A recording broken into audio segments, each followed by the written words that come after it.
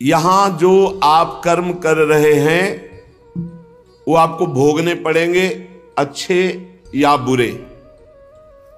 बिना भोग के ये नष्ट नहीं होते। एकमात्र उपाय है, जैसे आपको वकीलों के द्वारा प्रमाणित कर दिया गया कि यहां के वकील है चित्रगुप्त, पूरी सीन सहित आपकी चेष्टाओं को अंकित किया जाता है, वो आपके मन में है, आगे प्रसंग आएगा। और जज हैं यमराज धर्मराज जी, और दंड अधिकारी हैं यमदूत, और दंड विधान जहां होता है उसे कहते हैं नरक। तो जैसे यहां जज ने कानून से अपराध करने वाले को दंड दे दिया, जाओ तुम्हें फांसी की सजा, राष्ट्रपति का अधिकार है, वो पूरा माफ कर सकता है। ऐसे ही राष्ट्रपति हैं भगवान श्री हरि। अहम त्वाम सर्व पापेभ्यो मोक्षयिष्यामि मा शुचा। अगर शुभ अशुभ कर्मों से बचना चाहते हो तो एकमात्र उपाय भगवान की शरण में होकर नाम जप करो, अन्यथा अवश्यमेव भोक्तव्यम कृतम कर्म शुभाशुभम। सुमति जी अपने पिताजी को बता रहे, यमदूत ने कहा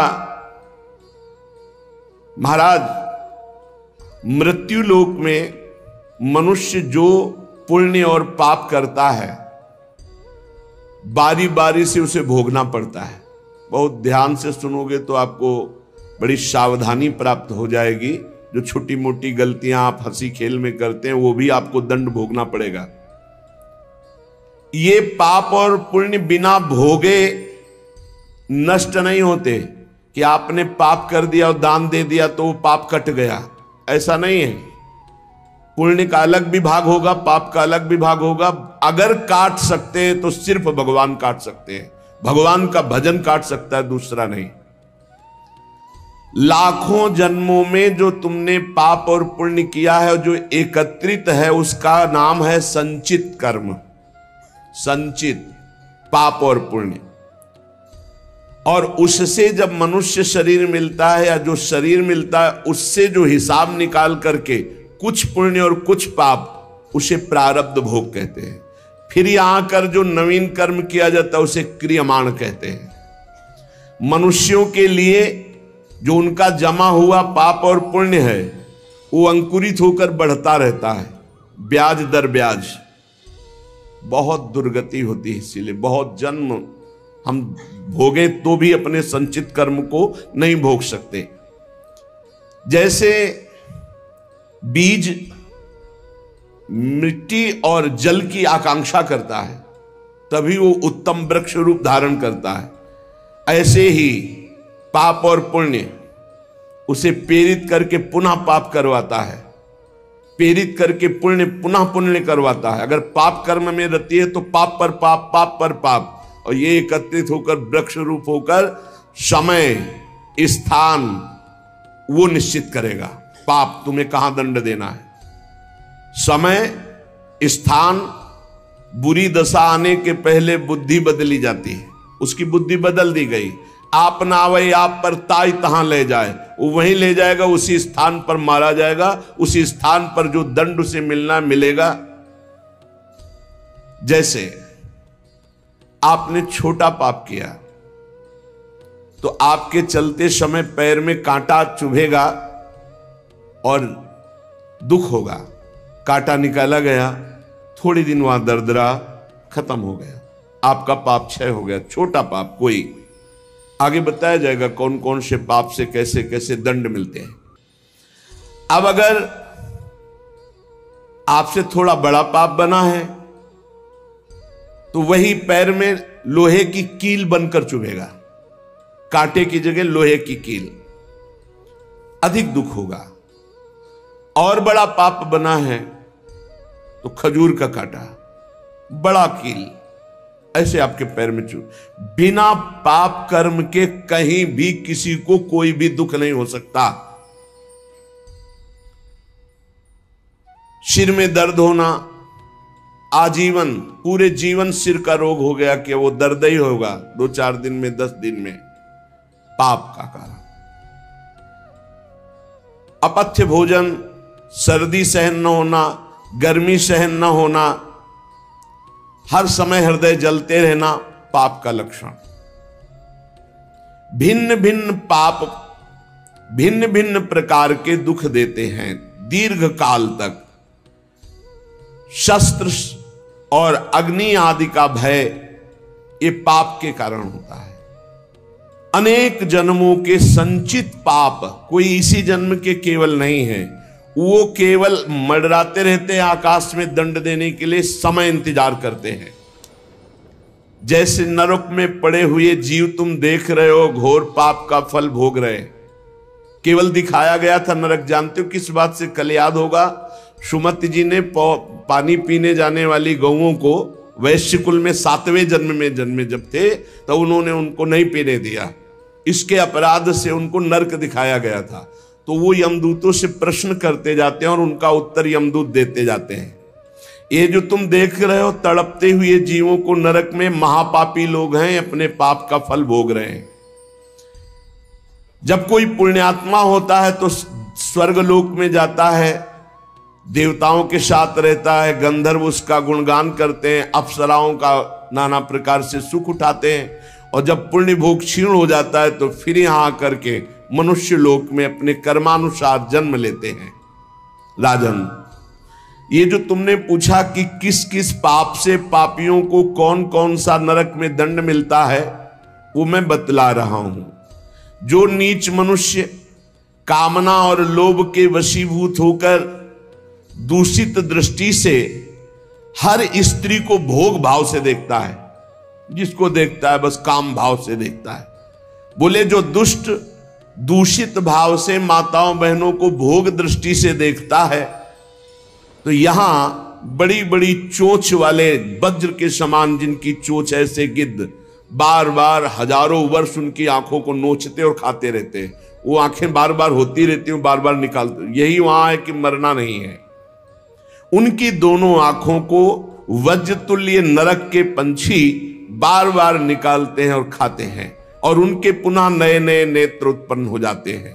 इस पापी को पलक झपकने तक के लिए विश्राम नहीं मिलता, निमिष तक के लिए कि थोड़ा चैन मिल जाए, महान दुख होता रहता है। हजारों वर्ष तक उसको इस नेत्र दर्द पीड़ा भोगनी पड़ती है।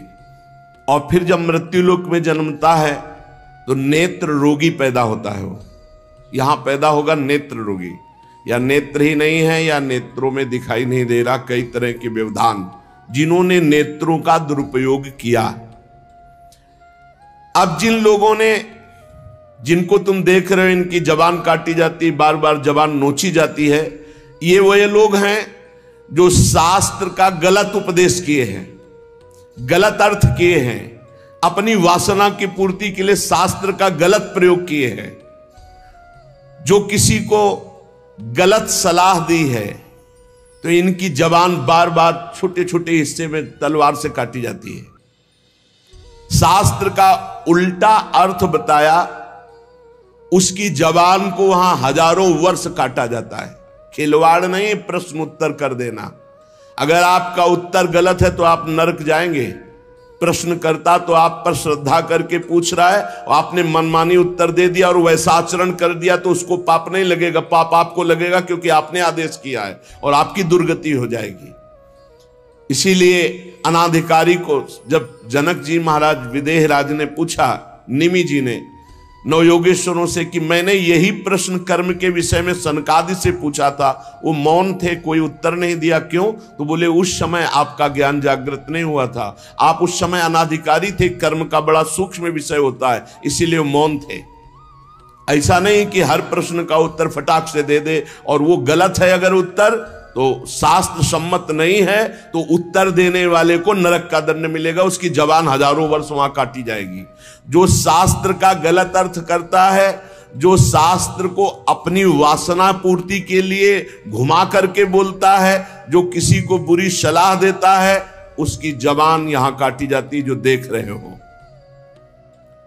और हे सुमति जी, जो वेद की निंदा करते हैं, देवताओं की निंदा करते हैं, संतों की निंदा करते हैं, वैष्णव की निंदा करते हैं, गुरु की निंदा करते हैं, गुरु पर दोष दृष्टि करते हैं, गुरु को वक्र दृष्टि से देखते हैं, क्रोध दृष्टि से। उन सब को यहां भयंकर वज्र तुल्य वाले जिनकी चोंच है, ऐसे पक्षी गिरा गिरा करके उनके अंगों को नोचते हैं, जबान, आंख और उनके शरीर के अंगों को। जितने निमेष तक उनके द्वारा ये जिह्वा जनित पाप हुआ है, उतने 1000 वर्ष तक उनको पक्षी नोचते हैं। जो नराधम बिना दोष के दो मित्रों में फूट डाल देते हैं, एक दूसरे की चुगली करके, पिता पुत्र स्वजन में भेद पैदा कर देते हैं। और जो पुरोहित, बहुत ध्यान देने योग्य बात, अनुष्ठान का संकल्प लेता लेकिन अनुष्ठान पूर्ण नहीं करता, जजमान को क्या पता। जो पुरोहित जजमान से नियत संख्या ले ली धन और अनुष्ठान पूरा नहीं किया, या जो अपनी माता और पिता का अपमान किया, जो अपनी शरणागत, अपने अर्धांग विराजमान पाणी ग्रहण की हुई पत्नी का विविध प्रकार से अपमान और शोषण किया, वो यहां आरे से चीरे जाते हैं 1000 वर्ष तक। दिखाया, देखो ये बीच आरे से आराम आराम से एक एक अंग चीरे जाते हैं। उस पुरोहित को भी दंड मिलता है, उस पुत्र को दंड मिलता है जो माता पिता का अपमान, उस पति को दंड मिलता है जो पत्नी का शोषण, उस पत्नी को दंड मिलता है जो पति से छल करती है। आप खुली आंख इनकी दुर्गति देख सकते हैं। जो दूसरों को कष्ट देने का स्वभाव बना लिया है, बातचीत चेष्टा से कष्ट ही देना है, जो दूसरों की प्रसन्नता में जलते हैं, जो दूसरों की घरों में, सोए हुए घरों में आग लगा देते हैं या फसलों में आग लगा देते हैं और उनको प्राणांतक कष्ट देते हैं, उन अधम पापियों को यहां जलती हुई आग में जलाया जाता है। तुम देख लो, तपती हुई बालू डालकर उनको भूना जाता है और यहां आग में उन्हें जलाया जाता है। जो एक जगह निमंत्रण मिला, फिर दूसरी जगह निमंत्रण मिला, तो पहले निमंत्रण वाले को छोड़ करके दूसरे के यहां निमंत्रण पाकर फिर पहले वाले के यहां निमंत्रण पाने गया। ऐसा नहीं है, ये नरक का कारण बन जाएगा। एक जगह निमंत्रण है, वहां गए, अगर हम भूखे हैं तो भूखे, नहीं मिला तो नहीं मिला, अब दूसरे दिन देखा जाएगा। 2, 3, 4 निमंत्रण, ऐसा नहीं। जो ब्रह्मर्षि किसी देव कार्य के लिए, पितृ कार्य के लिए यजमान के द्वारा निमंत्रित किया गया और वो दूसरी जगह भोजन कर लिया, दूसरे निमंत्रण को स्वीकार करके फिर उसके यहां भोजन करने गया, तो उसको यहां नरक में 2 टुकड़े करने वाला दंड मिलता। बार बार उसके 2 टुकड़े, ये बार बार बहुत जगह भंडारा, बहुत जगह निमंत्रण, ये ऐसा नहीं है। सिद्धांत है, तुम भूखे हो तो एक जगह चले जाओ और अपना पेट भरो, भजन करो। ये नहीं कि 5 जगह चले गए तो खूब दक्षिणा 5 जगह की मिली तो सुन लो। ये तस्मा शास्त्रम प्रमाणम, ये शास्त्र है, मनमानी नहीं। पहले ऐसा कभी ब्रह्म ऋषि जन नहीं करते थे। 5 घरों में भिक्षा मांग लो, या निमंत्रण है तो एक जगह जाके पेट भर लो जो रूखा सूखा मिले। ये 14 जगह भंडारा, 14 जगह निमंत्रण, तो उसकी व्यवस्था है। ये नरकगामी बना देगा, बुद्धि भ्रष्ट हो जाएगी। जो सदैव कड़वी बातें बोलकर लोगों के दिल पर चोट पहुंचाते रहते हैं, कुछ लोगों का ऐसा स्वभाव होता है, जब बोलेंगे तो हृदय की पीड़ा प्रकट हो ही जाए, ऐसा उनका है। ऐसे हैं वो, ऐसे बोलते हैं कि अत्यंत पीड़ा दे। ऐसा करने वालों को यहां के पक्षी टूट पड़ते नरक में लाते हैं, नोच नोच करके उनको खाते हैं। जो यहां किसी की चुगली करता है, उसकी जिह्वा तेज छुरे से बार बार ऐसे चीरी जाती है, फिर पूरी हो जाती है, फिर चीरी जाती है।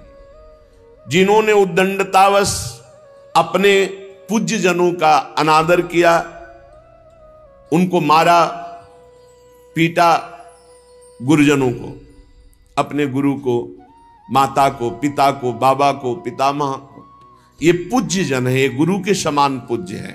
जो अपने गुरुजनों को, पूज्य जनों को अनादर करता है, दंड देता है, मारता है, पीटता है, वो देखो ये कुंड बने हैं विष्ठा के, पीब के और मूत्र के। मूत्र का कुंड, विष्ठा का और पीब का। नीचे करके मुख उन्हीं कुंडों में डाल दिया जाता, ऊपर से पैक कर दिया जाता है। हजारों वर्ष वही खाओ वही सड़ो, कितना भयानक कष्ट है। नीचे के मुख करके उसमें डाल दिया जाता है।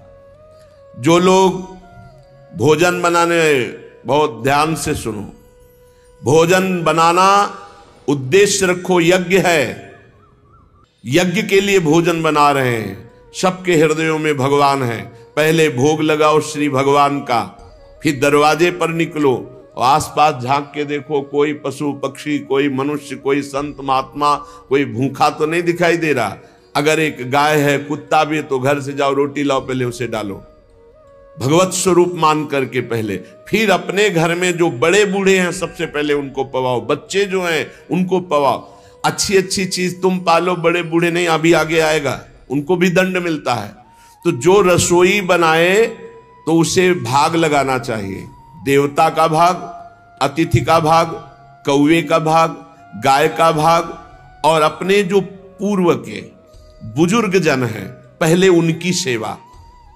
अच्छा, जो भी रसोई बने, भगवान का भोग लगाया, दरवाजे तक गए, अतिथि को देखा, एक गौ के लिए ग्रास निकाला, एक कौवा पक्षी आदि के, जरूर जरूर ये नहीं निकालोगे तो पाप है। गीता जी में कहा जो अपने लिए पका के पाता है वो पाप पाता है।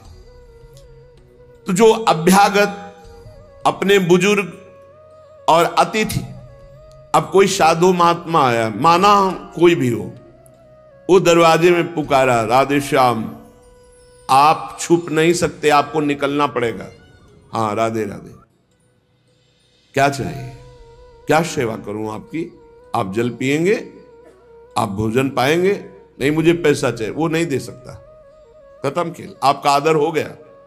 आप मृदु वचन में इतना तो बोल सकते हैं, राधे श्याम, आप इतना बोल सकते हैं, आप जल पिएंगे, आप रोटी पाएंगे, भोजन प्रसाद पाएंगे। नहीं, मुझे रुपया चाहिए। नहीं, मेरी श्रद्धा नहीं, मैं नहीं दे सकता, सामर्थ्य नहीं है, श्रद्धा नहीं है, कुछ भी आप कह दो उस पर चलेगा, पर आपको निकलना चाहिए। यदि आप छुपे रहे हो, आपके कान में आवाज आई आपके दरवाजे से, भिक्षुक वापस जा रहा, तो आपके सुकृत नष्ट हो जाएंगे और आपको पाप लगेगा।